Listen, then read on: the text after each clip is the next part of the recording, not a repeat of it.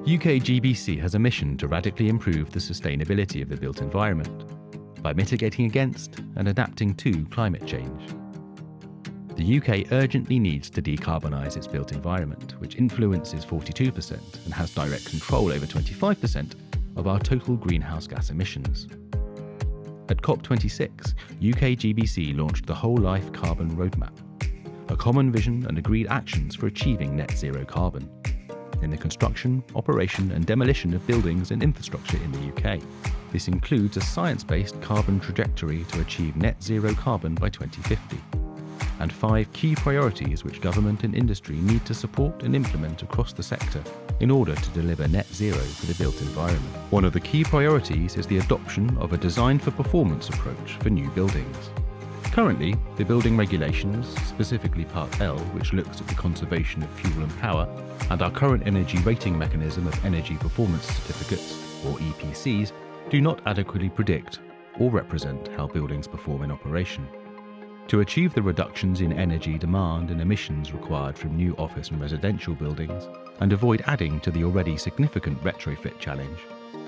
For example, the upcoming 2025 update to Part L in England must change the way energy performance is measured, shifting away from theoretical comparisons to a design for performance approach that utilises in-use energy performance metrics at design stage and monitors construction quality and actual performance in use. For new homes, this means minimising heat demand through enhanced building fabric standards, reviewing construction quality, and commissioning low-carbon heating systems to help ensure homes perform as designed. In addition, for non-domestic buildings, this means adopting an energy use intensity, or an EUI, compliance approach to align metrics with in-use performance-based rating systems. This will enable us to tackle the performance gap between how buildings are designed and how they perform in operation. Other important areas which will enable the transition to net zero include measures to manage peak demand and energy storage.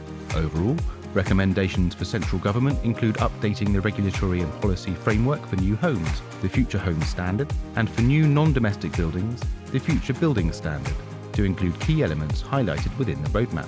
Local authorities also have a key role in strengthening planning policy requirements to prioritise in-use energy performance, as highlighted in UKGBC's New Homes Policy Playbook. Finally, industry must work together to ensure that regulation, standards, design, procurement, construction, handover and management all focus on energy performance in use. Whilst the adoption of a design for performance approach for new buildings is a critical component to focus on, there are 4 other key priority areas which should be tackled. Look out for our other videos exploring each of these additional key priorities in more detail. To find out more about the roadmap, please visit our website.